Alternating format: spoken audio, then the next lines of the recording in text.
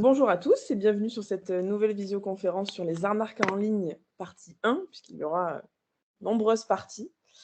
Toujours avec Julien, donc ça va être très sympa. Donc cette visioconférence est réalisée en partenariat avec Movadom, Movadom Alliés, Family Zen et Adaptia, et elle est financée par la Conférence des financeurs de la prévention de la perte d'autonomie du département des Hauts-de-Seine. Je suis Chloé, certains doivent déjà me connaître, mais pour ceux qui ne me connaissent pas encore, je serai votre hôte aujourd'hui. C'est-à-dire que je vais assister Julien dans sa visio. Si vous avez le moindre souci technique, le moindre problème, une question à poser, vous n'hésitez surtout pas à nous la poser dans le chat. Et je me permettrai, moi, de couper Julien pendant qu'il parle pour pouvoir poser vos questions et voilà, et vous aider si vous avez le moindre souci. Donc, n'hésitez surtout pas à utiliser la petite bulle de conversation. Et puis, à la toute fin de la conférence, on fera une petite session questions-réponses, mais en direct cette fois-ci, puisque j'ouvrirai vos micros, vos caméras. Et si vous le souhaitez, vous pourrez intervenir directement voilà, pour poser vos questions, faire des remarques si vous en avez. Voilà, je vais laisser du coup Julien se présenter, pour ceux qui ne me connaissent pas, et puis commencer. Et bonjour, donc comme c'est marqué, je m'appelle non intervenant. Donc je suis Julien Napoli, je travaille à l'association Jardin Numérique dans laquelle nous luttons contre la fracture numérique. Bonjour à vous qui nous suivez sur Internet et en replay sur YouTube. D'ailleurs, on en profite tant que vous êtes sur YouTube. Profitez-en là tout de suite pour cliquer sur le bouton s'abonner et cliquez sur la petite cloche à côté. Voilà, ça prend 2 clics. C'est gratuit, ça vous permet du coup de ne louper aucun de nos replays. Aujourd'hui, nous allons être assez nombreux, mais on peut être encore plus nombreux. Nous serions encore plus nombreux si vous aviez relayé l'information à vos copains. Donc moi, je vous invite, comme c'est une série de 5 webinaires dédiés aux arnaques en ligne, je vous invite tout de suite à transférer le mail que vous avez reçu et de transférer tous les prochains mails que vous allez recevoir pour inviter vos copains, vos amis à assister à nos webinaires et surtout à cette série sur les arnaques en ligne. C'est gratuit. Alors, je prends le contrôle maintenant. Alors oui, donc pourquoi j'ai mis un épouvantail en arrière-plan? Donc ceux qui sont en direct le voient, ceux qui sont sur internet ne le voient pas. C'est parce que je vais vous dévoiler toutes les ficelles du métier des arnaqueurs en ligne. On commence aujourd'hui par les arnaques par email et je vais dire des choses qui vont vous faire peur. Mais c'est comme tout, la peur, elle est justifiée par la méconnaissance. Je suppose que tout le monde a peur des araignées ou des serpents venimeux ou des requins. Levez la main ceux d'entre vous qui ont croisé une fois dans leur vie un requin ou une araignée venimeuse ou un serpent autre que dans un zoo. Voilà, donc heu, la peur est injustifiée si vous ne vivez pas en Australie. Voilà, par exemple. Heu, mais une fois qu'on a appris à connaître ces choses qui font peur et qu'on a réussi à mettre des mots sur nos peurs, et ben, c'est pas qu'on en a plus peur, mais au moins on a identifié le souci, on a identifié le problème et on va pouvoir l'aborder sous un meilleur angle. Alors aujourd'hui, on entame cette série sur les arnaques sur internet. Alors elles ont diverses formes, mais la première qui me vient à l'esprit, c'est les arnaques que vous recevez par email. Dans les prochains épisodes, on verra encore d'autres arnaques par email parce qu'elles sont très nombreuses et on verra aussi d'autres types d'arnaques, sur les sites de vente, ou sur les sites coquins ou sur tout un tas de sites et tout ce qui vous attend, au coin de la rue, sur internet, si je puis dire.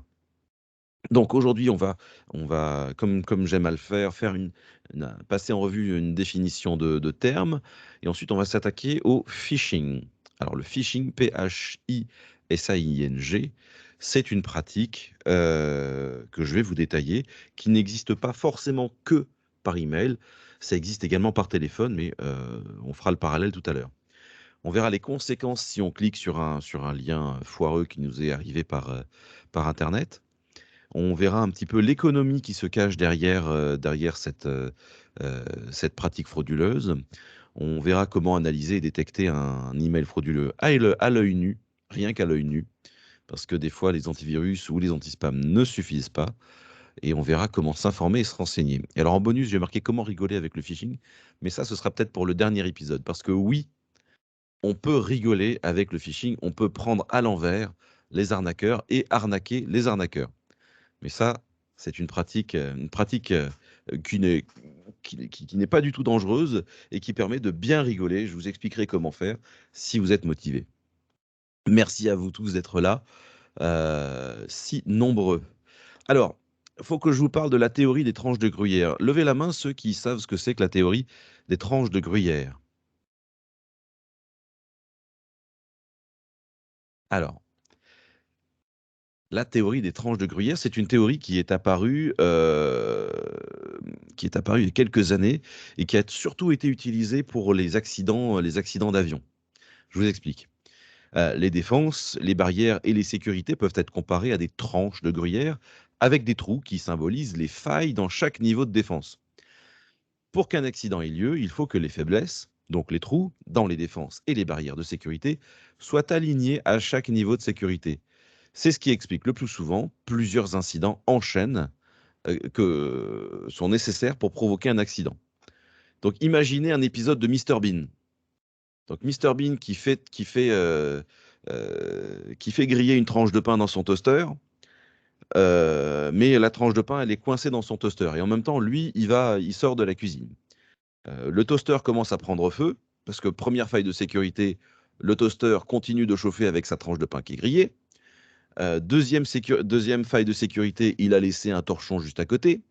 Troisième faille de sécurité, la pile du détecteur de fumée ne fonctionne pas. Quatrième faille de sécurité, son téléphone est coupé parce que il n'a pas payé son téléphone, il ne peut pas appeler les pompiers, et ainsi de suite.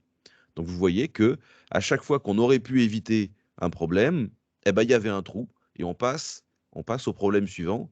Et si tous les problèmes sont alignés, alors on arrive à l'accident. Dans les accidents d'avion, c'est ce qui se passe parfois. Il suffit que on a un technicien qui a mal vissé un boulon, qu'il y ait le pilote qui ait oublié un truc, qu'il y ait un voyant qui marche pas, que pendant ce temps-là, il décolle et il y a un moteur qui a un souci et que, bref, vous voyez les enchaînements et ça mène à des catastrophes. Et il suffit qu'il y ait une seule tranche qui soit bien alignée, mais pas sur un trou et il n'y a pas d'accident. Ce graphique-là vous les montre un petit peu mieux. Vous voyez, donc là-haut, si tous les trous sont alignés, on a un accident. Il suffit qu'il y ait un seul disque qui ne soit pas aligné. Pour éviter un accident, en fait, il suffit qu'une seule des faiblesses situées sur l'un des niveaux de sécurité soit supprimée. Donc le modèle, il s'appelait Monsieur Reason. Donc il est particulièrement utile pour expliquer comment un accident peut avoir plusieurs causes. Et donc ça, c'est valable partout. Moi, c'est ce que j'appelle les barrières de sécurité mentale. Si vous faites tomber vos barrières de sécurité que vous avez dans la tête, alors vous allez nécessairement arriver à une arnaque réussie. Donc pour que l'arnaque échoue, il faut qu'il y ait au moins une de vos barrières de sécurité que vous avez dans la tête qui s'active à un moment. Et je vais vous expliquer plus tard. Moi, j'ai eu un cas personnel dans lequel j'ai plusieurs barrières de sécurité mentale qui sont tombées. Et la dernière a tenu bon. C'est ce qui m'a permis de détecter que j'étais en train de me faire arnaquer.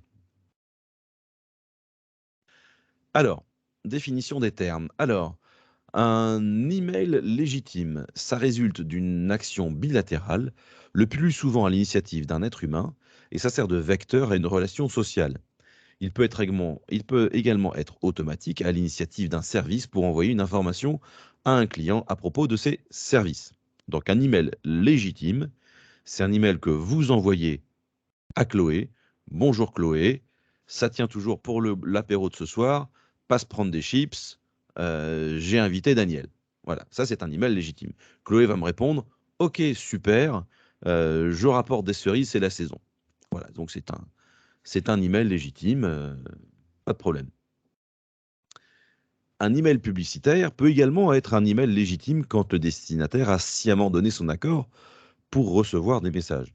Donc un email publicitaire, c'est quand vous vous inscrivez par exemple à l'aide d'info de Movadom, Movadom va vous envoyer des emails publicitaires ou des emails d'information pour vous informer des prochains webinaires, des nouveaux services, ou si c'est une société qui vend des trucs, bah, des nouveaux produits qui viennent de sortir. C'est un email légitime. Vous avez donné votre accord pour recevoir cet email-là.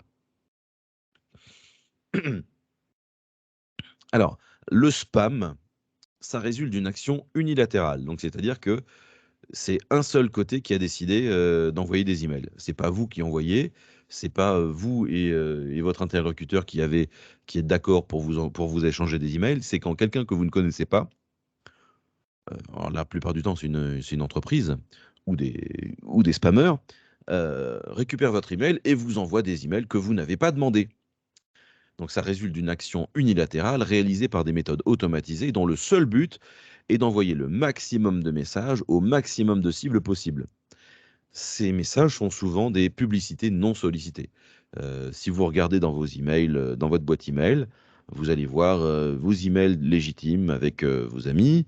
Vous allez voir les emails des sociétés ou des services que vous recevez, les emails d'EDF, les emails des impôts, les emails de divers services auxquels vous avez souscrit, qui vous envoient de l'information pertinente. Et peut-être que dans l'eau, vous allez avoir un email qui n'a rien à voir, qui vous vante les mérites de je ne sais quelle pilule pour augmenter la virilité ou je ne sais quel genre de choses. Voilà. Bon. Alors, heureusement, vos boîtes mail disposent de ce qu'on appelle un anti-spam. Alors, un anti-spam, qu'est-ce qu'il va se faire? Il va regarder l'email que vous recevez, il va lire tous les mots, et puis il a une grille de mots interdits. Il a une grille d'évaluation. Il va passer l'email à travers tout un tas de tests. Et puis, si l'email a un score très très bon, il va dire bon, ça a l'air d'être OK, il va laisser passer l'email. Mais si dans l'email, il va détecter qu'il y a des mots qui ont référence à des trucs sexuels ou à des médicaments ou ce genre de choses, ou qui est tourné d'une certaine manière, il va dire ouh là là, ça sent pas bon, je vais le mettre dans les spams. Donc, ça peut arriver. Admettons que Chloé veuille m'envoyer un email pour me demander si je préfère du champagne ou genre de choses, ou du Coke, du Coca-Cola. Elle me dit je rapporte du Coke. Peut-être que l'anti-spam va détecter Coke. Il dit, ah, Coke, cocaïne. Ah, ça, c'est du spam. Pam. Alors, dans ce cas-là, Chloé va arriver ce soir. Elle va me dire mais tu m'as pas dit si tu voulais du Coca. Je vais lui dire Chloé, je n'ai pas reçu ton email. Et là, Chloé va me dire bah, regarde dans tes spams. Alors moi, je regarde dans mes spams, donc dans votre boîte email, vous avez un dossier qui s'appelle spam ou pourriel en français, et vous allez voir, ah bah oui, c'est vrai, tu m'as envoyé un mot et effectivement, il a atterri dans mes spams. Donc allez faire un tour régulièrement dans votre boîte de spam parce que parfois dedans, peut y avoir des faux positifs. Vous pouvez avoir l'anti-spam qui a fait un peu de zèle et qui a considéré comme spam un email qui était légitime en fait. Alors on peut lui apprendre à l'anti-spam, on peut lui dire ah bah non en fait non, tout ce qui vient de Chloé, c'est pas du spam, c'est sûr. Ou alors on peut lui dire non non, ça tu le remets dans la boîte de réception. Donc ça les spams c'est grosso modo c'est que de la pub.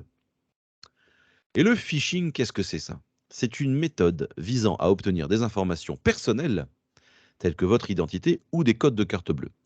Le phishing, ça a été fait exprès et précisément pour vous plumer. Il n'y a pas d'autre mot, pas d'autre utilité. C'est pour vous plumer d'une manière ou d'une autre, pour obtenir vos informations personnelles et peut-être même une copie de votre carte bleue, par exemple, s'ils se font passer pour des services bizarres et qui vous demandent envoyez-nous une photocopie ou un scan de votre carte bleue ou de votre carte d'identité, ça va leur permettre de plumer quelqu'un d'autre. Mais le phishing, c'est fait exprès pour retirer du pognon. Alors, on va voir un petit peu en détail qu'est-ce que c'est que ce phishing. On va voir les origines, les premiers pas, et tout ça et tout ça. Alors, les origines du mot phishing trouvent son étymologie dans les mots anglais phone, téléphone, et fishing avec un F, qui est la pêche, que l'on pourrait transcrire en français à partir de partir à la pêche avec un téléphone. Alors, c'est un peu bizarre cette idée de partir à la pêche avec un téléphone. Mais ça a été traduit en français. On trouve également le terme de hameçonnage en québécois ou de filoutage. Donc le filoutage, c'est la commission générale de terminologie qui a défini ce terme. Donc oui, je ne savais pas qu'il y a une commission générale de terminologie qui existe pour savoir comment est-ce qu'on appelle telle pratique ou tel mot en français. Alors le principe, donc c'est pas une pratique nouvelle, hein, ça existe depuis la nuit des temps. Elle consiste vraiment à se faire passer pour quelqu'un ou un organisme de confiance réel, plausible ou en rapport avec les centres d'intérêt de la victime. Par le passé, cette technique était surtout utilisée dans la pratique de l'espionnage en temps de guerre ou dans le monde industriel. C'était très très pratique en temps de guerre ou quand on veut espionner. Allô la NASA, ici votre fabricant de réacteurs. On a un petit souci. Est-ce que vous pouvez me dire les paramètres de la fusée comme ci, comme ça? Et puis il y a un grouillot au téléphone qui dit ah oui, qui va répondre. Donc qui n'a pas fait attention à la personne qui était réellement, qui ne s'est pas assuré que la personne derrière au bout du fil était réellement quelqu'un de confiance.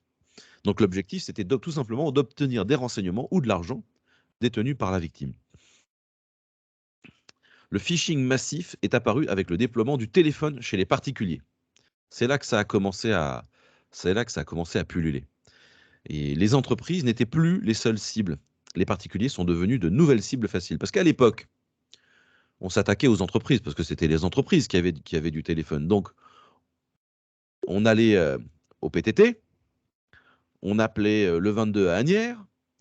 Bonjour, vous êtes la société machin? Oui, c'est votre fournisseur de trucs, c'est votre fournisseur de ciment. Vous n'avez pas réglé ma facture, vite envoyez-moi un chèque ou je vais passer aujourd'hui, j'envoie quelqu'un qui s'appelle Robert, préparez-lui une valise de pognon, d'argent de telle somme et puis pour peu que la secrétaire derrière ne fasse pas attention, l'affaire était dans le sac. Mais bon, au bout d'un moment, les entreprises, elles ont compris elles ont compris l'arnaque et elles ont été un peu plus vigilantes. Et quand dans les années, je sais pas, dans les années 50 ou 60, le téléphone commençait à ne plus être un luxe chez les particuliers, parce que ouais, c'était un luxe. Quand on disait à une dame à l'époque, viens chez moi, j'ai le téléphone, waouh, c'est du luxe, hein. Et j'ai le téléphone et une machine à laver, alors là, c'était le grand luxe. Donc, donc maintenant que le téléphone était de plus en plus chez les particuliers, bah, les arnaqueurs, ils ont changé de cible. Ils ont continué à appeler les entreprises, hein, ça existe encore, hein.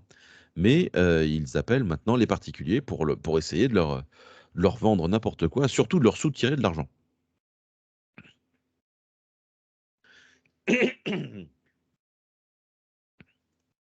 Alors, les premiers cas d'ingénierie sociale. Tandis que l'ingénierie sociale fait partie depuis longtemps donc des armes de l'arsenal des attaquants, les premiers cas d'attaque de phishing tels que nous les connaissons aujourd'hui se sont produits au milieu des années 90 et ciblaient America Online, AOL, le réseau AOL. Généralement, les attaquants utilisaient soit des messages instantanés, soit des messages électroniques pour pousser les utilisateurs à dévoiler leur mot de passe AOL. Les victimes communiquaient cette information aux attaquants qui l'utilisaient ensuite pour prendre possession de leur compte. Et ensuite, ce compte était utilisé pour envoyer du spam et autres messages du genre. Donc, à l'époque, vous receviez un message, donc vous voyez sur le côté, vous avez une barre de chat, et vous receviez un message de quelqu'un qui se fait passer pour le service technique de AOL, qui lui dit il y a un problème avec votre compte, veuillez confirmer votre mot de passe. Et nous, pauvres pigeons, on dit ah bah oui, mon mot de passe c'est ça, c'est bon, ça marche. Et le gars derrière, bah oui, tu parles que ça marche. Merci. Hop, il prend possession du compte et puis il utilise votre compte pour envoyer des spams. Vous voyez, comme tout est lié. On utilise le phishing par message interposé pour prendre possession de votre compte pour envoyer après du spam.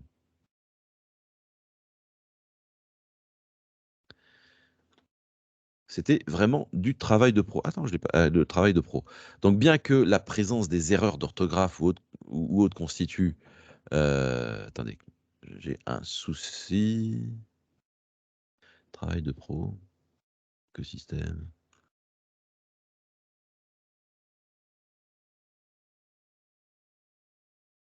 Ah oui, c'est non, on est toujours chez AOL. Voilà, pardon.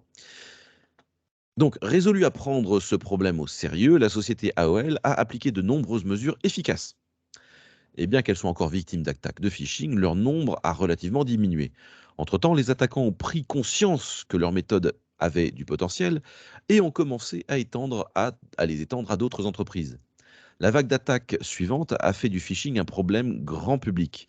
Heureusement, les ficheurs n'étaient pas encore très aguerris et l'abondance des erreurs de grammaire dans leurs messages électroniques et leur site web trahissait immédiatement le fait que vous ne traitiez pas avec une entité légitime et qu'il fallait faire attention. Parce qu'en règle générale, quand vous recevez un mail de AOL, c'est écrit dans un anglais impeccable ou dans un français impeccable. Il n'y a pas de faute d'orthographe, il n'y a pas de faute de syntaxe.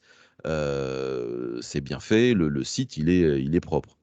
Mais les ficheurs, ils avaient contrefait certains sites où ils envoyaient des messages où c'était limite rédigé par mon petit cousin qui est en cinquième. Donc, les ficheurs, ils se faisaient trahir par leur manque de sérieux, en fait, quelque part dans les messages, et les gens commençaient à faire de plus en plus attention. Malheureusement, plusieurs victimes n'ont pas détecté ces indices et ont continué à donner leur mot de passe, numéro de carte de crédit et autres. Les messages électroniques et les sites web de phishing mal conçus étaient suffisamment courants pour que les utilisateurs s'habituent à rechercher les erreurs d'orthographe ou grammaticales afin de distinguer les sites de phishing des sites légitimes. Toutefois, avec le recul, cette habitude a peut-être donné une fausse impression de sécurité à de nombreux internautes. Et oui, parce que bien que la présence des erreurs d'orthographe ou autres constitue un signe évident que vous avez affaire à un ficheur, les internautes ont commencé à penser à tort que chaque site dont le contenu était parfaitement rédigé sans erreur de grammaire ni orthographe devait être légitime. Eh bien, c'était faux. Mais oui, parce que du coup, à force de voir des sites mal fichus avec un mal rédigé, les gens commençaient à faire attention. Et, euh, et les escrocs, ils ont commencé à faire eux aussi plus attention à leurs messages. Et ils ont commencé à envoyer des mails bien rédigés. Donc en fait, c'est toujours la course entre Hem, les escrocs qui envoient qui font une attaque et qui laissent des erreurs, les victimes qui détectent ces erreurs, les escrocs vont corriger leurs erreurs et du coup, certaines victimes vont se faire avoir et puis après les victimes vont apprendre à détecter de nouvelles erreurs qu'auraient pu laisser les escrocs et ça fait comme ça la navette entre, qui va s'améliorer, qui va tomber dans le piège. Aujourd'hui, de nombreuses campagnes de phishing sont organisées de manière professionnelle. Les ficheurs utilisent généralement des kits prêts à l'emploi qui incluent des prototypes de pages web et de messages électroniques et la plupart des outils dont ils ont besoin pour organiser une attaque de phishing. C'est-à-dire qu'ils vont créer des pages web, ils vont créer des pages web qui sont l'exacte copie de la page du site web dont ils ont fait la copie. Et les messages électroniques, non seulement ils vont être de mieux en mieux rédigés, mais ils incluent également une pléthore de mécanismes visant à échapper aux filtres anti-spam. Une chose est sûre, le profil du ficheur a changé. Alors que le ficheur, on appelle ça un ficheur, avec un PH, hein, des débuts pouvait être un adolescent type vivant dans le sous-sol de ses parents et qui cherchait à se faire des bêtises à 2 heures du matin, les ficheurs aujourd'hui sont constitués de groupes ciblant des entreprises plutôt bien organisées et motivées par l'appât du gain.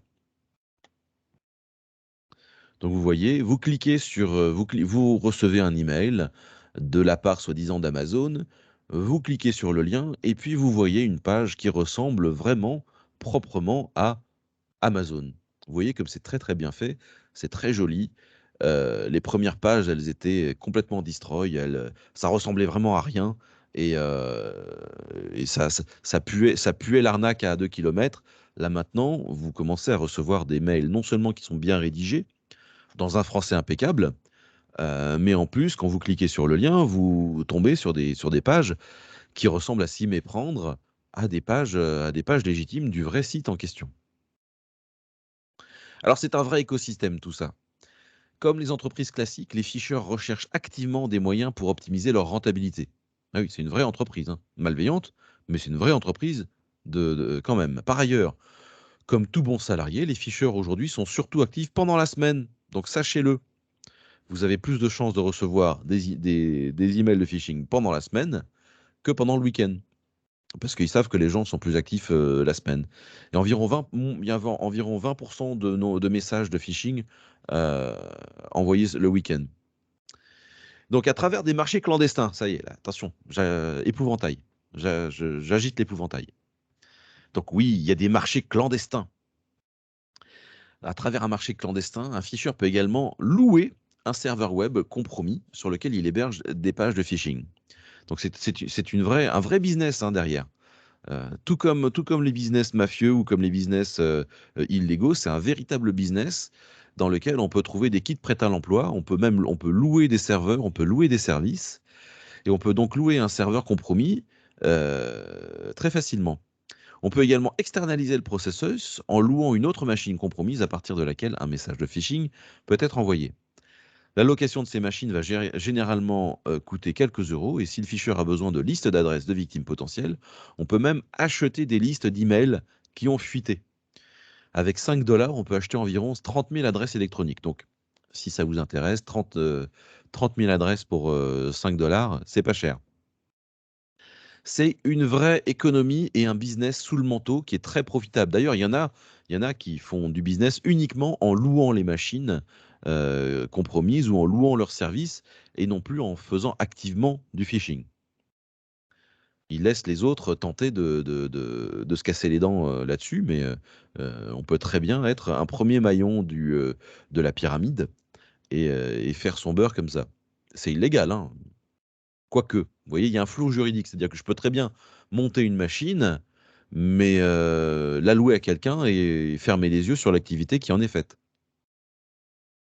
Comme on peut louer une voiture aussi pour le loueur de voiture, il va pas être sanctionné si vous utilisez la voiture que vous avez louée pour transporter de la drogue ou ce genre de choses. Donc il y a toute une zone grise qui est là-dedans. Alors une fois qu'un ficheur a obtenu des numéros de carte de crédit ou d'autres informations, qu'est-ce qu'ils en font? Il y a pas à réfléchir longtemps. Une fois qu'ils ont obtenu vos informations ou vos numéros de carte de crédit, ils vont tout de suite essayer de les utiliser. Soit ils vont les utiliser directement, soit ils vont les revendre. Donc il y a un vrai marché noir d'informations personnelles et de numéros de carte de crédit fraîchement récupérés. Les marchés clandestins existent depuis bien longtemps, à en croire les différents termes utilisés pour les nommer dans les conversations de criminels qui essaient d'effectuer des transactions. Il existe même des conventions, des protocoles, des clubs clairement définis qui régulent ces transactions. Certaines entités de ces réseaux clandestins ont établi une solide réputation de sérieux. Oui, il y a des... Oui, alors sachez-le, il y a des arnaqueurs sérieux et des arnaqueurs pas sérieux, hein. Donc, il y a des loueurs sérieux, il y a des arnaqueurs de confiance à qui on peut faire confiance pour acheter des services et d'autres qui sont auxquels on peut ne pas faire confiance et on peut se faire arnaquer par un arnaqueur en voulant arnaquer. Voilà. Donc c'est vraiment le monde à l'envers. Donc c'est complètement paradoxal hein, puisque ce sont des criminels qui font affaire entre eux ou qui s'arnaquent entre eux. Alors de nos jours, il faut que je vous parle d'un cas grandiose d'attaque qui est arrivé. Donc une attaque populaire récente, enfin relativement récente, c'est quand les Russes, à l'époque, ont réussi à convaincre Monsieur Podesta, qui travaillait à l'époque à la campagne d'Hillary Clinton, de donner le code de son adresse email personnelle. Ils lui ont envoyé un faux message d'alerte en lui disant que son mot de passe a été volé et qu'il devait le changer immédiatement. En jouant sur la peur, le gars a cliqué sur le lien qui l'a amené sur une fausse page de Google et il a inscrit son vrai mot de passe. Donc, vous voyez, ça, c'est l'email qu'il a reçu. Donc, si on essaie d'analyser un petit peu, alors je prends mon petit pointeur laser. Donc, Monsieur Podesta, il a reçu un mail comme ça avec le logo Google avec marqué un truc qui fait peur. Épouvantail, épouvantail. Someone has your password. Quelqu'un a récupéré votre mot de passe. Bonjour, c'est Google. Attention, il y a un problème avec votre mot de passe. Donc, hi John, pas de virgule. Euh, Non, c'est pas toi, je te parle pas à toi. Hop là. Des fois, c'est Google. Oui, je parle de Google et elle se. Euh, donc, vous voyez, quand on analyse les erreurs, il y a des erreurs d'anglais. Vous voyez, il y a sign in. Normalement, il y a un trait d'union qui n'est pas présent sur l'email. heu, il y a des erreurs de syntaxe, heu, bref et puis donc si vous recevez un mail comme ça, hem, ça vous fait peur et qu'est-ce que vous faites? Bah, vous cliquez dessus. Donc qu'est-ce qu'il a fait, monsieur Podesta? Il a fait: «Oh là là! Mon mot de passe de mon adresse email Gmail a été corrompu, je vais le changer». Alors, pourquoi est-ce qu'il a reçu un email, monsieur Podesta? Parce que son email est plus ou moins public, c'est une personnalité publique ou alors il suffit que, quelqu'un connaisse quelqu'un qui connaît quelqu'un qui connaît, qui sait à qui comment contacter, monsieur Podesta et on peut trouver son adresse email assez facilement. Donc il reçoit ça sur son email personnel, il clique dessus, il tombe sur une page qui n'est pas à Google, il met son mot de passe dedans, son vrai mot de passe. Ensuite, il met un nouveau mot de passe et un autre nouveau mot de passe. Évidemment, c'est pas comme chez Google et puis il envoie ça. Sauf qu'au lieu de changer son mot de passe, qu'est-ce qu'il a fait? Eh ben, le bougre, il a envoyé son mot de passe, son véritable mot de passe, au truand qui héberge le site web. Donc qu'est-ce qu'ils ont fait ces gens-là? Dès qu'ils ont reçu le mot de passe, ils se sont empressés d'aller sur l'email de monsieur Podesta de chez Google, ils sont inscrits, ils ont eu accès à ces emails et ils ont aspiré le contenu, ils ont aspiré tous les mails. C'est comme ça après qu'il y a eu des affaires comme quoi, il y a eu, des affaires, diplomatiques et des révélations, parce que monsieur Podesta, on a trouvé dans ses des messages, compromettants, pour la campagne d'Hillary Clinton. Donc le but de cette attaque, c'était donc de faire croire à la victime qui reçoit un vrai email de la part de quelqu'un ou de quelque chose qu'il connaît à propos d'un sujet dont il a besoin, tel qu'un message de la banque ou d'un collègue, jusqu'à ce qu'il clique sur le lien dans l'email pour qu'il ouvre il ouvre la pièce jointe. Alors maintenant, si ça vous arrive et que vous cliquez sur le lien, si on clique, donc si vous faites comme monsieur Podesta, que vous cliquez sur le lien, et que, vous croyez que vous changez votre mot de passe et que en fait, vous envoyez le mot de passe aux arnaqueurs, sur Google, bon, c'est pas très malin. Mais pour que vous puissiez vous connecter depuis un nouvel ordinateur, sur votre compte Google, maintenant il y a des sécurités, ce qu'on appelle la validation en 2 étapes. Heu, Peut-être même si vous avez un email chez Yahoo ou chez je ne sais qui d'autre, si vous vous connectez depuis un autre ordinateur, il va vous dire: «Attendez, vous ne vous connectez pas depuis l'ordinateur que vous utilisez habituellement, on va vous envoyer un SMS et veuillez confirmer que vous avez bien reçu un SMS pour pouvoir accéder à vos emails». Donc maintenant il y a des sécurités. À l'époque de monsieur de donc ça remonte quand même à la campagne d'Hillary Clinton, hein. Il y avait pas autant de sécurité. Mais maintenant vous voyez, il y a une faille qui a été découverte et ben, Google met des sécurités de plus en plus. Donc si on clique, à partir du moment où vous cliquez sur le lien dans un email, les conséquences peuvent être plus ou moins graves. Si vous cliquez simplement sur le lien, bah, le simple fait de cliquer sur le lien permet de confirmer aux escrocs qu'il y a bien un poisson au bout de la ligne. Votre adresse email prend alors de la valeur. Elle pourra être revendue plus cher et vous allez recevoir une tonne de spam en plus. Donc si vous cliquez sur le lien, ça veut dire que l'email existe bien et qu'il y a bien quelqu'un au bout du fil. Si vous cliquez sur la pièce jointe, alors au mieux, il s'agit d'un faux document, d'une fausse facture avec parfois un lien dedans, ou au pire, il s'agit d'un document avec un virus dedans qui va installer un virus sur votre ordinateur. Et là, je vous renvoie au webinaire qu'on a fait sur la sécurité informatique. Tenez votre ordinateur à jour et utilisez un antivirus. Si vous avez Windows, l'antivirus de Windows est largement suffisant. Si vous avez, un autre système, renseignez-vous sur les antivirus qui ne bloquent pas complètement votre ordinateur. Alors un cas personnel, heu, moi j'attendais une facture ou d'un mail d'un organisme particulier, donc j'étais attentif sur le fait qu'on allait m'envoyer une demande d'argent. Et par hasard, je reçois un faux mail qui se faisait passer pour l'organisme en question, avec dedans un lien pour payer une somme à peu près identique à celle que je m'attendais à payer. C'était environ 30 €.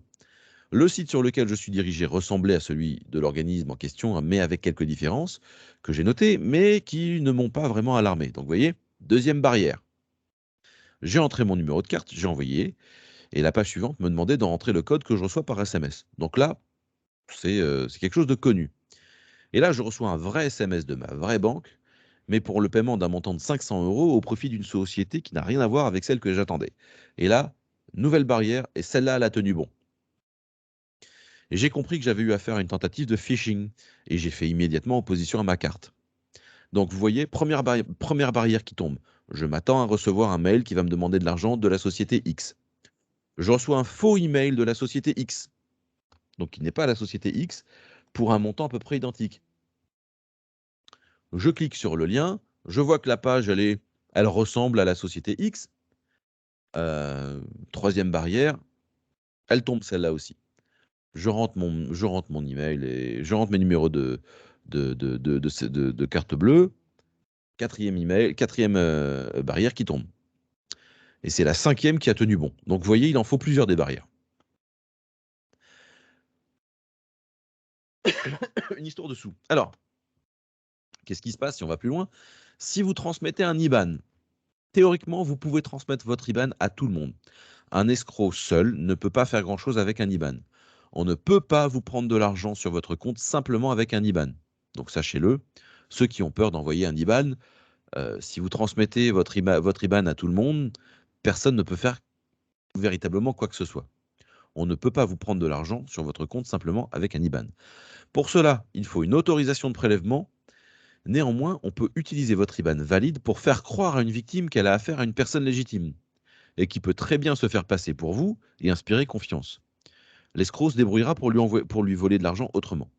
Donc, on ne peut pas vous prendre de l'argent à vous.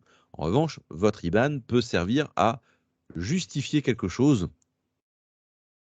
auprès d'un escroc qui est en train d'essayer d'arnaquer une autre victime.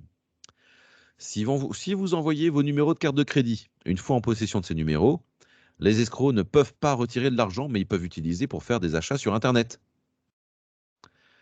avec votre carte et siphonner votre compte. Et là, je vous renvoie avec un autre webinaire qui est en 2 parties, le paiement sur Internet. Un autre webinaire que vous pouvez voir dans les replays, hein, à la fin de ce replay-là. Si vous êtes sur YouTube, je demanderai à Chloé de mettre en lien les webinaires correspondants, donc le webinaire sur le paiement sur Internet. Maintenant, avec un numéro de carte de crédit volé, ça devient difficile d'acheter sur Internet parce qu'il faut en plus vous voler votre numéro de téléphone, ce qui est plus difficile à faire par email, j'en conviens. Enfin, il faut voler votre téléphone complètement. Néanmoins, il y a encore certains services dans certains pays qui permettent de faire des achats sur Internet simplement avec un numéro de carte de crédit sans double ou triple validation derrière. Donc, veillez donc à surveiller vos comptes bancaires. Tant que ça touche à votre compte bancaire, vous avez toujours moyen de porter plainte et votre banque vous remboursera. Vous pouvez porter plainte, mais vous devez d'abord porter plainte. Vous allez sur pré-plainte en ligne et vous faites d'abord une plainte. Sinon, votre banque ne peut pas entamer les démarches pour vous rembourser. Donc, vérifiez régulièrement vos comptes en ligne et si nécessaire, faites opposition. Mais il n'y a pas que par carte de crédit. Le plus souvent, les escrocs vont vous demander ce qu'on appelle un, euh, un transfert par Western Union, MoneyGram ou Mandacash. Alors Western Union, MoneyGram, ce sont des sociétés qui permettent à n'importe qui d'envoyer de l'argent au bout du monde. Vous allez dans votre agence du coin ou dans une boutique qui propose ce service, vous payez et vous indiquez l'identité de la personne à qui vous envoyez de l'argent. Donc le guichetier à qui vous venez de déposer 100 € va vous donner un ticket avec un code dessus. Ensuite, vous appelez votre correspondant, vous lui transmettez ce fameux code par téléphone. Et donc, soit votre cousin à l'autre bout du monde ou votre fils qui est en galère en Papouasie ou au Mexique. Vous allez dans votre agence du coin, vous déposez 100 €, vous récupérez ce code, vous appelez ensuite votre correspondant, vous lui dites alors voilà, note le numéro, voilà, tu donnes ta carte d'identité et ces numéros-là, et le guichetier dans ton pays va te filer la somme correspondante. Donc, si c'est un escroc que vous avez, à qui vous transmettez ça, lui, qu'est-ce qu'il doit faire? Eh ben, il doit présenter la carte d'identité et le code, parce que le code en question ne suffit pas.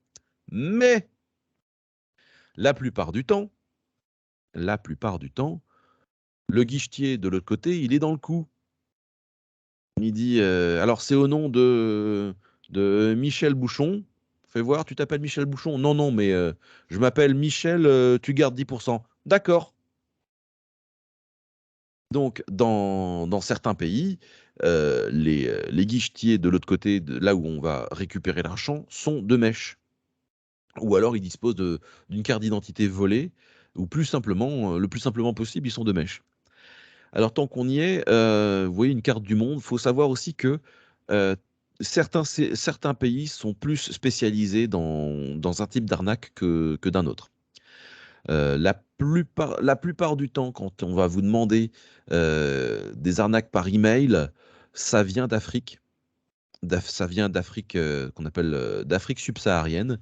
D'ailleurs, ce genre d'escroquerie porte un nom. On appelle ça une escroquerie à la nigériane. Et il me semble que c'est l'escroquerie 419 ou B419, parce que le Nigeria a carrément créé une loi, donc l'article 419 du code pénal, qui punit justement ce type d'arnaque. Donc, dans les pays anglophones, et c'est plutôt Nigeria puisqu'ils sont, qui sont anglophones. Dans les pays francophones, c'est surtout en Côte d'Ivoire qu'on va les trouver. En Asie, on va trouver un autre type d'arnaque. En Europe, en Russie, on va trouver d'autres types d'attaques. Chaque pays a un petit peu sa spécialité. Alors, donc, on a vu Western Union, MoneyGram et Mandacash, et il y a aussi les tickets PCS, ou les cartes prépayées. Là, c'est encore plus simple, c'est-à-dire que il n'y a même pas besoin d'avoir un complice au guichet. Donc, les cartes PCS, ce sont des cartes prépayées, comme une carte de crédit Visa, mais le plafond est limité par le montant que l'on va créditer dessus. Et pour créditer cette carte, donc vous allez dans votre bureau de tabac, vous achetez une carte prépayée avec 10 euros dessus. Et pour mettre de l'argent, vous achetez un coupon qu'on appelle un coupon PCS, que vous achetez, mettons 50 euros, 100 euros. Vous achetez un coupon, vous grattez le numéro, c'est des cartes à gratter. Vous appelez au téléphone le service de la carte en question. Vous tapez les numéros qu'il y a sur le coupon et votre compte est crédité. Eh bien, la plupart du temps, les escrocs vont vous demander de payer par carte PCS. C'est plus simple. Alors, euh, c'est un moyen de paiement discret et c'est vraiment l'outil favori des escrocs qui créditent leur carte PCS avec de l'argent de la victime. Les cartes c'est majoritairement vendu dans les bureaux de tabac et ça permet de faire des transactions. Elles sont très appréciées, très très très appréciées pour envoyer de l'argent dans d'autres pays. Donc concrètement, l'escroc va vous demander un paiement par ticket PCS. Donc vous allez au bureau de tabac, vous achetez le coupon PCS, vous transmettez le code vers la personne vers l'escroc. Et l'escroc, lui, qu'est-ce qu'il va faire? Il va récupérer ce code, il va du coup créditer sa carte de crédit et dans la minute, il va acheter de l'alcool ou d'autres trucs et il va faire la fête. Alors sachez-le, l'argent l'argent qui est engrangé par ces escrocs est très, très vite dépensé. Ça dépend dans quel pays. Non, n'imaginez pas que cet argent va servir à la famille ou à construire une maison. Non, non, c'est la plupart du temps, c'est dépensé en conneries. Donc en alcool, en fête, en vêtements, pour aller faire le kéké dans la rue, c'est comme ça. Dans certains pays, c'est comme ça. L'argent est très, très vite dépensé, pas pour mieux vivre, hein, mais juste pour faire la fête. Et c'est bien dommage d'ailleurs. Alors, comment analyser et détecter un email frauduleux à l'œil nu? Alors, je vous fais un petit teaser sur l'épisode suivant. Dans l'épisode suivant, on va faire un safari et je vais vous montrer plein d'exemples d'emails frauduleux et on va analyser tout un tas de types d'arnaques et de types d'emails que vous pourrez recevoir. Donc, dès maintenant, vous allez pouvoir vous inscrire au prochain webinaire, je ne sais pas c'est quand, mais on vous mettra les liens dans la description où on enverra on enverra une newsletter pour vous inscrire à la prochaine session, parce qu'on va vraiment faire un safari et ça va vraiment être la galerie des horreurs. On va voir la petite galerie je vais vous montrer la petite galerie des horreurs de vrais emails que j'ai reçus moi, hein. et que j'ai conservé et que j'en ai une collection comme ça. Et on va voir un peu tous les types d'emails, parce que vous allez voir que les arnaqueurs ne manquent pas d'imagination quand il s'agit d'essayer de vous voler du pognon. Donc comment passer un message au rayon X? Eh bien, vous commencez par regarder l'expéditeur et surtout le domaine. Donc si vous recevez un email de, service client @sfr.fr.truc.machin.bidule.com, le vrai domaine c'est machin.com. Ce n'est pas sfr.fr. Par exemple, c'est un exemple parmi tant d'autres, hein. Ou alors, si vous recevez un email de, comptabilité à, service-gouvernement-impôt.com, non, ça n'existe pas. Ça n'existe pas. Hem, un email qui commence par «Cher client, chère cliente», au lieu d'utiliser votre nom de famille, c'est mauvais signe. En règle générale, si c'est un site qui vous connaît, puisque vous êtes client, il va dire: «Cher Jean-Michel Dubouchon» et non pas: «Cher monsieur». Donc ça, c'est quand on s'adresse à vous par votre vrai nom, votre vrai prénom, c'est bon signe. Mais attention, avec votre email, votre identité peut aussi avoir fuité. Donc c'est pas parce que vous recevez un mail personnalisé que c'est forcément légitime. Il faut aller plus loin. Si vous commencez à avoir des fautes d'orthographe ou un français douteux, c'est rédhibitoire. Un email légitime est un minimum correctement écrit, à la fois en orthographe, à la fois en syntaxe, à la fois en grammaire. Si vous recevez un email où c'est vraiment écrit avec les pieds, ça sent mauvais. Si vous sentez que même alors après, si vous passez la barrière si vous arrivez à comprendre le contenu de l'email et que c'est une histoire alambiquée, ça sent mauvais. Vérifiez aussi le ou les destinataires. Alors parfois, ils sont pas très malins. Au lieu de mettre, vous uniquement en destinataire, ils mettent toute une ribambelle d'autres personnes à qui ils envoient les emails et vous vous retrouvez comme ça en copie non cachée de, plein d'emails qui correspondent par la même lettre que vous. Donc ça a été envoyé à Daniel Duchemin, Daniel Duchemol, Daniel, Friframprin, Daniel, machin, Daniel bidule, Daniel truc. Donc, vous savez que vous faites partie du lot de tous les Daniel à qui il a été envoyé. Je ne sais pas s'il y a un Daniel parmi nous. Non, il n'y a pas de Daniel? Daniel, Daniel! Je ne pense pas à toi Daniel, hein, t'inquiète pas. C'est un exemple. Voyez aussi la présentation, si c'est bien écrit, s'il n'y a pas des retours à la ligne n'importe comment, voilà, vérifiez la syntaxe et faute d'orthographe et la destination des liens et des pièces jointes. Alors les bonnes pratiques pour se protéger. N'ouvrez pas les emails des expéditeurs que vous ne connaissez pas. Parfois on n'a pas le choix, mais alors dans les ordinateurs, les tablettes et les smartphones, la majorité des navigateurs ont la possibilité de vérifier un lien, si un lien est fiable. Mais la première ligne de défense contre le hameçonnage, c'est votre propre jugement. Entraînez-vous à reconnaître les signes d'hameçonnage et essayez de mettre en place une pratique informatique sécurisée quand vous vérifiez vos emails. Et ça, c'est ce qu'on fera dans l'épisode numéro 2. On va s'entraîner à repérer les 7 erreurs dans les mails que l'on a reçus. Et je vous invite dès maintenant à aller voir, dans votre boîte de spam un petit peu ce qui traîne. Ça va vous faire déjà un premier exercice. Donc ne cliquez pas sur un lien, sauf si vous savez exactement ce qu'il contient. Pour renforcer la protection, si vous recevez un email d'une source dont vous n'êtes pas sûr, rendez-vous manuellement sur le lien fourni en saisissant l'adresse du site internet légitime sur votre navigateur. Donc,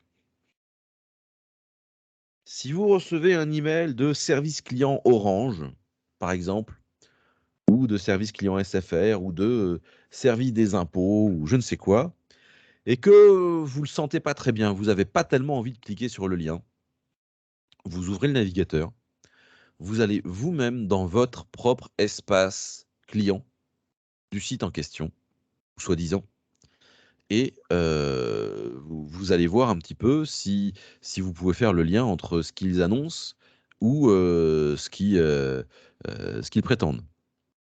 Donc si vous recevez un mail: «Attention, il y a un problème de facture, veuillez cliquer ici tout de suite pour payer», heu, d'accord, bon, je reçois ça, donc je vais dans mon interface, dans mon compte client chez Orange et je vais regarder moi-même mes factures si elles ont toutes été payées et si je n'ai pas de message, comme quoi la facture est impayée, alors je peux considérer cet email comme frauduleux.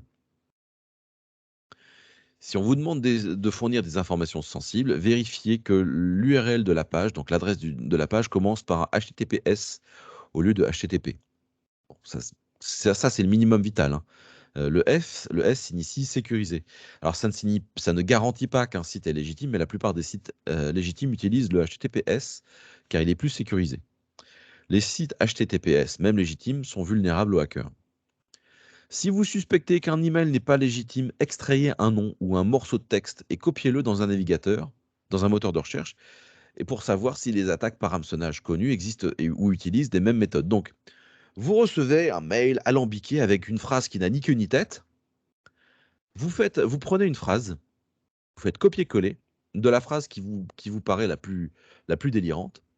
Vous la collez dans Google, par exemple, et vous essayez de voir s'il n'y a pas des gens qui ont repéré cette arnaque-là. Et admettons que ça marche, vous allez trouver un tas de sites qui disent: «Attention, si vous recevez un email de la part de, machin et qui commence à vous dire ci, ci et ça», donc vous allez voir peut-être que dans le site, qui en parle, vous allez voir le même contenu du mail que vous avez reçu. Donc là, ça met, tous vos sens en éveil. Vous dites: «OK, j'ai eu raison de pas cliquer dans le lien». Ou alors encore mieux, vous appelez directement le service. «Allô, vous recevez donc un mail de la part de LCL ou de, Société Générale, attention, il y a un problème sur votre compte bancaire, cliquez ici», bah, qu'est-ce que vous faites? Vous prenez votre téléphone, vous appelez votre banque pour dire: «Bonjour, c'est madame, machin, j'ai reçu un mail qui me dit que, je suis à moins 412 € sur mon compte bancaire, bla parce que», et là, votre banquier va dire: «Non, non, vous êtes à découvert de seulement 12 €, pas 400». «Ah bon, d'accord, ça va». Ou alors elle va dire: «Non, non, on ne vous a jamais envoyé de mail en ce sens, vous pouvez signaler ce mail». Hem, ou alors vous vous rendez donc dernier point, vous vous rendez directement sur le site au lieu de cliquer sur le lien. Voilà. Ça revient à ce qu'on a dit au-dessus. Alors vous avez aussi des actions à faire quand vous suspectez un mail ou que vous avez détecté un mail manifestement frauduleux, dans votre client d'email, alors que ce soit en ligne ou dans Outlook, vous avez la possibilité de signaler ce mail. Donc je ne connais pas votre interface d'email, c'est pour ça que j'en ai pas mis, mais à côté du bouton supprimer, quelque part dans votre interface d'email, vous allez avoir un bouton qui s'appelle «Signaler». Alors, ne signalez pas tout et n'importe quoi, parce que sinon ça va nuire à la bonne cause. Si vous recevez un mail publicitaire, qui est pas très méchant, vous le supprimez, point. Mais si vous recevez manifestement une tentative d'hameçonnage, là, il faut le signaler. Quand vous cliquez sur «Signaler», ça va envoyer donc une copie de ce message à Gmail, à Outlook, à Yahoo, ça va envoyer une copie de ce message avec un signalement. Et qu'est-ce qui va se passer? Derrière, les robots de votre prestataire d'email vont commencer à analyser cet email et ils vont essayer de détecter des points qu'ils n'auraient pas vus. Et tout ça, ça sert à alimenter toute l'intelligence artificielle qu'il y a derrière votre service de prestation d'email et ça va enrichir la base de données d'emails frauduleux. C'est comme ça que vous pouvez contribuer à, détecter de nouveaux mails parce que si vous recevez un email comme ça et qu'il a passé les filtres anti-spam, qu'il est passé à travers les mailles du filet, le fait de le signaler, ça va enrichir donc la base de données d'emails frauduleux. Un dernier truc qui n'a rien à voir, mais parfois, vous cliquez sur un lien ou vous êtes sur un site et vous tombez sur un truc comme ça. Alors, si vous êtes sous Mac, vous allez bien rigoler, mais si vous êtes sous Windows, vous allez moins rigoler. Levez la main si vous êtes déjà tombé sur une page dans ce genre-là. Une page qui dit attention, votre ordinateur a un problème, appelez Windows, appelez Microsoft au 09, machin, machin. Alors, voilà. Donc levez la main. Voilà. Alors maintenant, baissez toutes les mains. Ah, quand même, hein. Vous voyez, alors j'en ai une galerie comme ça, hein. Vous avez été bloqué en raison de l'activité douteuse. Quelle activité douteuse? Je suis sur le site de la Fnac. J'étais pas machin. Alors, en règle générale, il y a une voix synthétique qui dit alerte, alerte, votre ordinateur est bloqué, ne fermez pas cette page, appelez tout de suite le numéro de téléphone. Hein, et la voix qui passe en boucle comme ça fout la trouille. Alors, réponse A, j'appelle. Réponse B, je n'appelle pas. Réponse B, je n'appelle pas, évidemment. Alors, ça n'existe pas. Tout ça, ce sont des vraies fausses pages. Des vraies fausses pages qui font peur et qui multiplient les signes que vous avez déjà vus. Vous avez déjà vu des fenêtres comme ça. Ils récupèrent le logo, ils récupèrent tout. Alors là où c'est encore plus flippant, c'est que parfois votre souris, elle disparaît. Le truc arrive en plein écran et votre souris disparaît complètement. Ça fait peur. Ah bah, vous faites Alt F4 ou alors échappe ou Alt F4 et vous n'appelez pas. N'ayez pas peur. Donc là, épouvantail aussi, encore une fois, j'agite l'épouvantail. N'ayez pas peur, c'est que du bidon. C'est du flan, ça sert uniquement à vous faire peur. Et moi, j'en connais. J'en reçois ici au jardin numérique des gens qui appellent pour dire oh là là, j'ai appelé, le gars, il m'a mis un logiciel qui a vu des spams et des machins et des virus et il m'a fait payer 512 €. Voilà. Donc, qu'est-ce qu'ils font, les gars? Ils vous appellent et puis, évidemment, comment vous payez?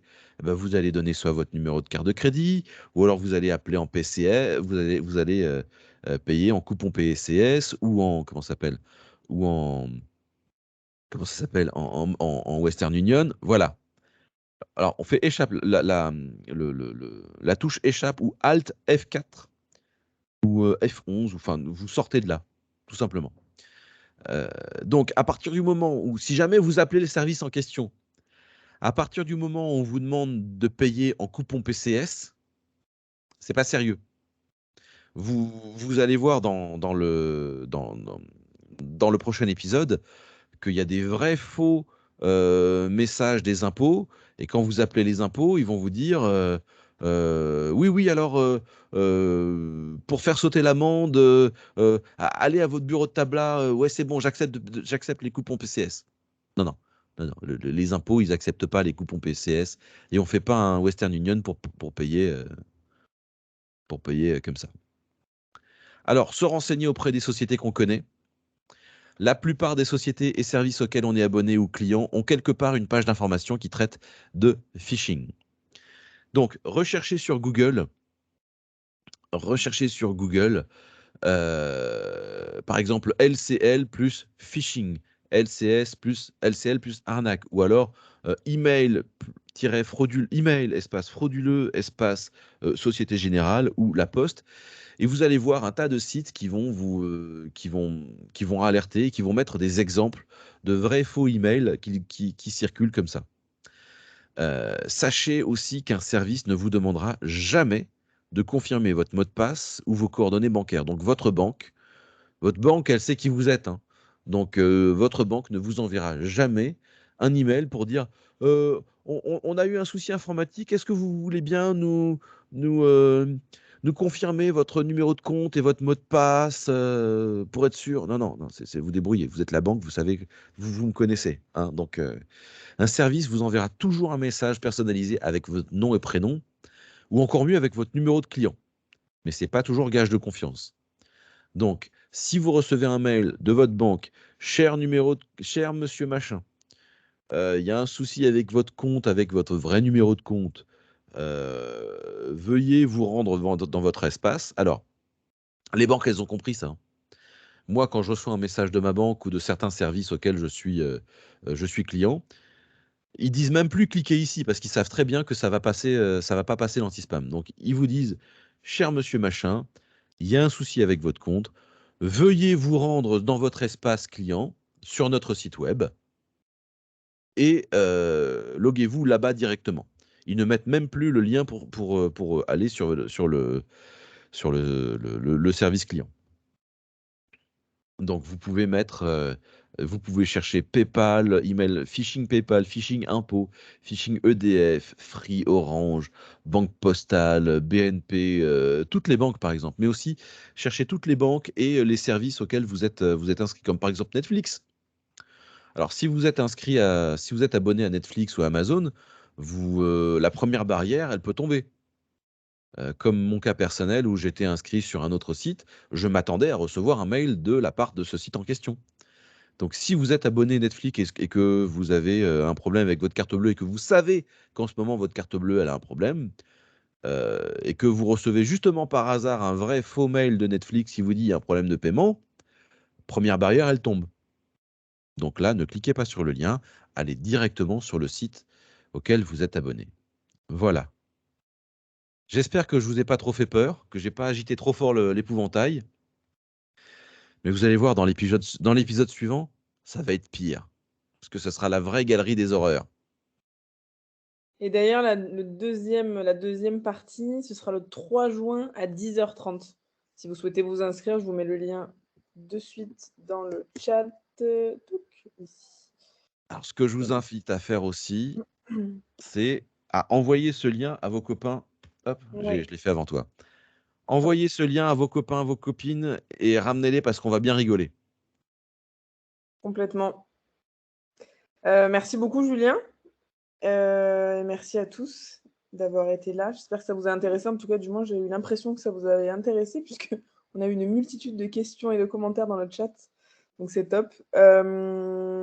À l'écran, comme d'habitude, on vous met le petit questionnaire de satisfaction. Si vous pouvez y répondre, ce serait super. Ça nous permet vraiment d'avoir un retour sur votre satisfaction et d'avoir éventuellement des nouvelles idées de visioconférence. Donc, n'hésitez vraiment pas à le compléter. Et je vais également vous le mettre dans le chat, comme ça vous pourrez y accéder à tout moment. Hop, des choses faites.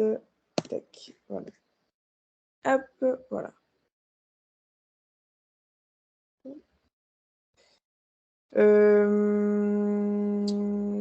Pour ceux qui n'ont pas, alors on a déjà mis les petits liens des vidéos YouTube qui sont déjà passées, mais voilà, on vous remet quand même la chaîne YouTube qu'il faut aller suivre et ce dont vous parlez, Julien, au tout début de la conférence, c'est la chaîne de Gwendoline Co13. Donc n'hésitez vraiment pas voilà, cliquer sur le lien. Vous tapez juste Gwendoline Co13 dans YouTube et vous pouvez vous abonner à sa page. Vous retrouverez tous les replays des visioconférences qui sont passées. Donc, si vous souhaitez même les partager, c'est vraiment l'endroit où il faut aller. Le livre audio et le podcast également de Gwendoline Cotrez et Isabelle Palassin sur le déménagement des seniors. Donc, pareil, vous pouvez cliquer sur les liens et vous y aurez accès. Hop, je reviendrai sur cette page après, comme ça je termine. La prochaine visioconférence, c'est le 24 mai à 10h30. C'est sur financer l'adaptation du logement. Vous avez le petit lien en bas de la page pour vous inscrire si ça vous intéresse. Si vous souhaitez également la partager à vos amis, à votre famille, n'hésitez pas. En tout cas, merci à tous pour votre participation aujourd'hui. On a été ravis de vous avoir, Julien et moi. Et merci à notre financeur qui est la conférence des financeurs de la prévention de la perte d'autonomie du département des Hauts-de-Seine.